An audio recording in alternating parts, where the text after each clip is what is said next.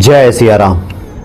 सब सुख लहे तुम्हारी सरना, तुम रक्षक काहू को डरना।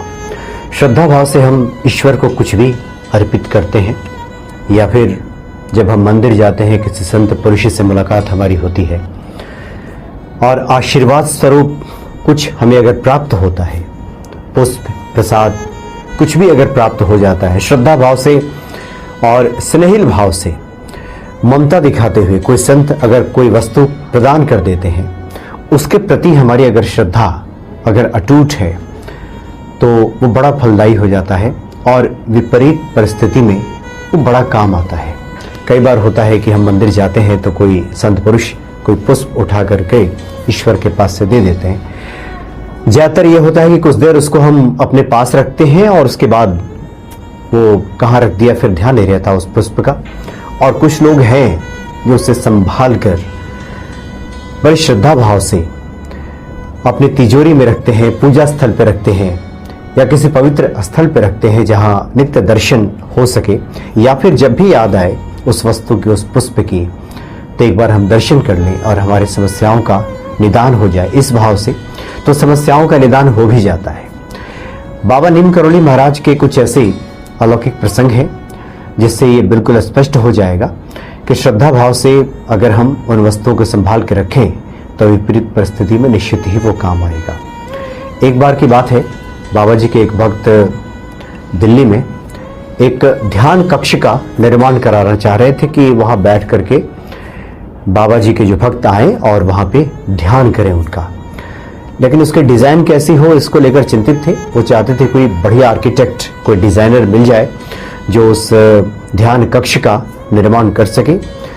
उसी चिंता में थे, परेशान रहते थे कि किससे बातचीत किया जाए। तो कहीं वो यात्रा पे निकले थे तो दो आर्किटेक्ट उनको मिले और उन लोगों ने कहा कि वो लोग पटना में एक 5 स्टार होटल बन रहा है, 5 सितारा होटल, उसकी डिजाइनिंग में लगे हुए हैं।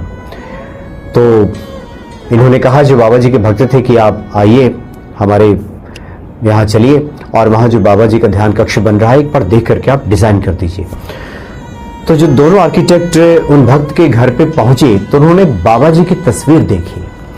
तो एक भक्त से के मुख से अचानक, एक जो आर्किटेक्ट थे उनके मुख से अचानक निकला कि ये तो वही महाराज जी हैं जिनसे हमने वर्षों पहले हमारी मुलाकात हुई थी। और उन्हें ध्यान आ गया कि एक बार कैंची धाम पूरे परिवार के साथ वो सभी पहुंचे थे बाबा जी के दर्शन करने के लिए, उनकी महिमा सुनने के बाद। और पूरा परिवार वहां पहुंचा था और सब लोग बाबा जी की आओ भगत कर रहे थे। उनके चरण स्पर्श करने के बाद वहां सभी पास में बैठे हुए थे, चिंतातुर थे। तो बाबा ने पूछा कि क्या परेशानी है। तो उस परिवार ने कहा था कि आर्थिक समस्या है, पैसे का अभाव है। तो बाबा ने कंबल के नीचे से 10 रुपए का एक नोट निकाला और दे दिया। और ये उसी व्यक्ति को दिया जो आर्किटेक्ट अभी बन करके वो ध्यान कक्ष के निर्माण के लिए जो वहां पहुंचे थे, उसी व्यक्ति को। और उस वक्त उनकी बाल्यावस्था थी।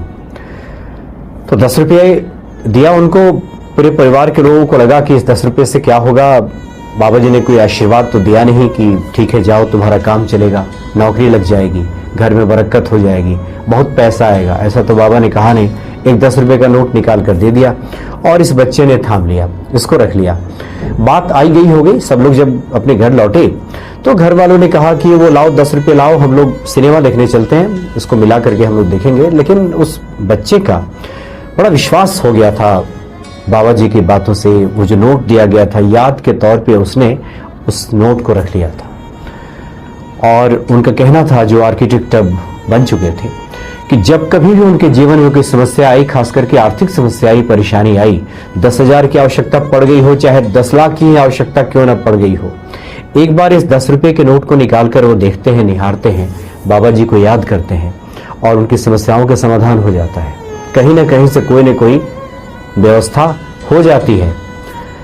उस 10 रुपए का जो बाबा जी ने दिया था, उसका इतना बड़ा प्रताप है, इतनी बड़ी महिमा है कि श्रद्धा भाव से एक बार देख करके इच्छा प्रकट कर दी जाए तो व्यवस्था हो जाती है। तो ये श्रद्धा भाव है। क्योंकि बाबा जी स्पष्ट तौर पे कुछ अपने मुख से ना कहते हो, कई बार अपने क्रियाकलाप से कुछ ऐसी बातें कर जाते थे, जो समझ गए तो समझ गए, या जो लोग नहीं समझ पाए वो नहीं समझे। तो उस 10 रुपए का जो चमत्कार है वो आर्किटेक्ट को ध्यान आ गया। हालांकि उन्हें चेहरा विस्मृत हो गया था कि वो कौन से बाबा थे, किनसे मुलाकात हुई थी। लेकिन अचानक से उस तस्वीर पर जब ध्यान गई उनकी, जहां पहुंचे थे ध्यान कक्ष के निर्माण के लिए, तो सारी घटना याद आ गई और उस 10 रुपए के चमत्कार को लेकर के वो पूरा किस्सा वहां कह बैठे। और उन्होंने कहा कि ध्यान कक्ष का निर्माण वो जरूर करेंगे और इसके लिए 1 रुपया भी वो नहीं लेंगे, क्योंकि बाबा जी की कृपा से वो अभिभूत हैं। बाबा जी ने ऐसी कृपा की है कि वो धन्य हो उठे हैं, उनका तो पूरा जीवन धन्य हो गया है। और उन्होंने निःशुल्क उस ध्यान कक्ष का निर्माण कराया और इसकी चर्चा की गई है बाबा नीम करौली महाराज के अलौकिक प्रसंग नामक पुस्तक में। और ये कहा गया है कि बाबा जी का जो मंदिर है दिल्ली का, वहीं ध्यान कक्ष बन रहा था और उसी ध्यान कक्ष की बातें हैं जहां पे आर्किटेक्ट को ये सब स्मरण हुआ था। तो कभी भी जो वस्तुएं हम सिद्ध महात्मा से प्राप्त करते हैं, सिद्ध स्थलों से प्राप्त करते हैं प्रसाद स्वरूप, अगर उसको हम सहेज कर संभाल कर रखें, उसके प्रति हमारी